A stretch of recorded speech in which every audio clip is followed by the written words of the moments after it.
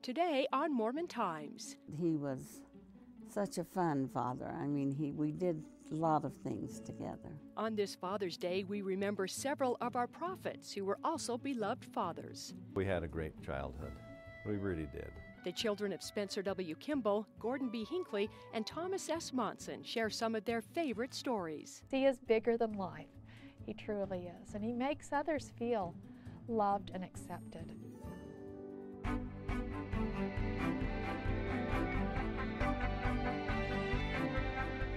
Good morning and welcome to Mormon Times. I'm Kathy Aiken. You've heard the saying, anyone can be a father, but it takes someone special to be a dad. So what are some characteristics that make a good dad? Relationship coach Matt Townsend is here with some important ideas. And Matt, happy Father's Day. Thanks, Kathy. You've whittled it down to 5 specifics. Yeah, there used to be thousands. I'm sure there still are. I got it down to 5. But we're going to talk about 5. Let's start with number 1. A father should be principled. What do you mean by that? Okay. Meaning, principled, we focus on our principles, not our moods. We make decisions on our deepest principles and beliefs, not on the situation of the day, the mood, the circumstance. Principle-centered fathers are not reactive. They make decisions based on their long-term plan. They know who they are, they know what they want out of life, they know they're children of God, and they live daily that way. That could be hard if a dad comes home grumpy from a bad day at work, right? Very grumpy, which means I got to know that, you know what, there's a more important principle like, I don't know, time and space from my children for a few minutes before I go off. And I'm going to create the space in my principles, my beliefs. Very good point. Number 2, protect. Now, this is just more than physical protection, Yeah, right? now talk about proclamation on the family. Fathers are protectors. But we don't want to just protect our people physically, or our children physically from the dangers. We need to get in and be out there fighting on the fronts of everything. We're going to be fighting against pornography. We're going to be putting filters in our houses on our technology. We're going to be making sure we understand who our children are going out with. We're going to know the names of the people they're going on dates with. We're going to meet them at the door. People are going to know that we are a father that protects our family from any of the things that might attack us from this world. And it takes a lot of time and effort, Totally. because those were a lot of points that you just brought up. Yeah. Number 3, provide. And this really covers many different areas as well. This is huge. And I think a lot of times we just think this is a financial thing. You know, we just think we're out there to provide money and resources. But really, I think what we do, and I think this is something men do really well, maybe sometimes the ladies don't like it so much, we tend to provide solutions. We tend to provide action. Maybe less conversation, and we just want to fix it. So we can provide a lot of tools, physically, socially, emotionally. We can give tools so our children can feel better about themselves and help provide a boost in self-esteem. Nothing's more powerful for a daughter than to have a father that's there, that's attentive. In fact, there's a lot of research that shows daughters that have an attentive, loving father are actually less inclined to go out and have promiscuous behavior. They're more inclined to wait longer to get married and to have babies. So as fathers, we can actually provide financially. We can help get money in the house. We can also help provide education. We can provide tools for our daughters, our sons to get out there and to know how to work.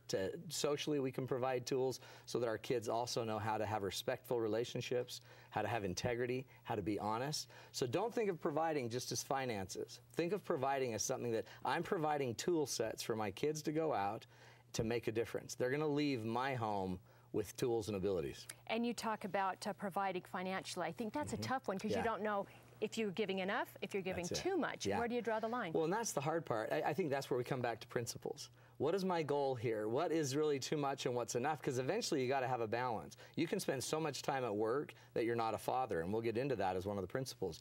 At some point, I guess the way you know is, are we comfortable enough? Are we not completely worried and struggling about every penny we're making?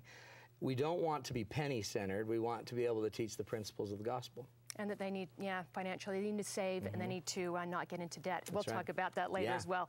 Next, which I think is so important, is to preside. They really need to show leadership in the home, don't they? Totally. Well, see, and you think my favorite joke with my wife is she'll say, well, shouldn't we have family home evening tonight? And I'm like, absolutely. And she says, well, okay, did you want to get on that? And I'm like, you know what? Today I'll be presiding. She doesn't like it. I'm delegating. Presiding and delegating are two different things from that. Yeah. So what I teach is we need to be the presiders. Now that doesn't mean we have all the power and authority, but apparently power is important. But we don't preside from our power. We preside from our passion. We're going to have family home evening because we're passionate about it.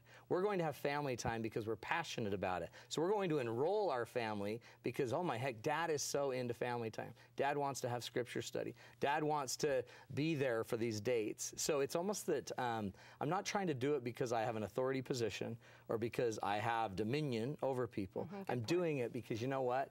I love what I know. I love what I believe in. I love my family. And there's no better moment than when you've got your family around you and you're doing something you're really passionate about. That's why I believe we're presiders. And presider, for me, is not always just a position of authority. There's somebody that's the model. There's somebody that we can follow. And as a family, who doesn't need more passion in life and in our beliefs and in our religion? Powerful. And finally, number 5, Matt, I guess the others really don't matter unless the father is present in the child's home. And you see the statistics nowadays in fatherless homes. It's really quite amazing. Well, it is, and it's sad in a way because there's so many things that fathers bring that if we're not there, we're going to lose. There's stories about young elephant tribes where the males, the bull males, had been killed for their tusks, and the women were raising the baby elephants, the calves. But the calves became really violent and aggressive, and they started damaging like the forest, and they're damaging each other, and they were killing their mothers and stuff. So what they did to fix it is they just reintroduced bull elephants back into the herd. And when the bull elephants came back into the herd, they put kind of a check in the system. Now the young bulls, the young babies weren't able to run roughshod. Having the male in the herd was really important just to create cohesiveness and stability. That gets back to protection and providing. So there's a powerful thing that as dads we have if we're present. Now present doesn't just mean we're there. Present means while we're there, we're there. Our head is in the game. While we're there, we're actually interacting with our kids. We don't just come home and then go watch TV. We don't just come home and go take our nap. Great point. We come home, and when we're home, we're present. And we're present in their mind. We're present in their space. We know about their teachers. We know about that they had a test today. You're involved and you're interested, right? Great. Powerful. Matt Townsend, thank you so Thanks, much. And Kathy. again, happy Father's Day. Thank you. Enjoy the day. Appreciate it. Well, we love listening to inspiring messages from our prophets. We're deeply grateful for you and for all that you do to further the work of the Lord.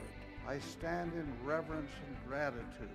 I thank you for the many prayers offered in my behalf. Hear the words of wisdom these prophets shared with their own families. Up next, we'll visit some of our prophets' children.